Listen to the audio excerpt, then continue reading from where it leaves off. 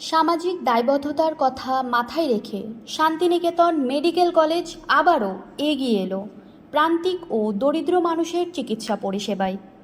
কলেজের কর্ণধার মাননীয় শ্রী মলয়পীঠ মহাশয়ের উদ্যোগে শুরু হয়েছে সম্পূর্ণ বিনামূল্যে চিকিৎসা পরিষেবা। আগামী 20শে মার্চ পর্যন্ত পাওয়া যাবে বিনামূল্যের এই স্বাস্থ্য পরিষেবা। এখানে রোগীরা ডাক্তার দেখানোর সঙ্গে সঙ্গে বিভিন্ন ধরনের পরীক্ষা নিরীক্ষাও করাতে পারবেন সম্পূর্ণ বিনামূল্যে। মলয়বাবু আমাদের জানান, অনেক মানুষ রয়েছেন যারা অর্থনৈতিকভাবে দুর্বল। সেই সমস্ত মানুষের কাছে চিকিৎসা পরিষেবা পৌঁছে দেওয়ার লক্ষ্যেই এই ধরনের চিন্তাভাবনা। তিনি এর আগেও শুরু করেছেন 10 টাকার ওপিডি পরিষেবা। এই পরিষেবা থেকেও অনেক মানুষ উপকৃত হচ্ছেন।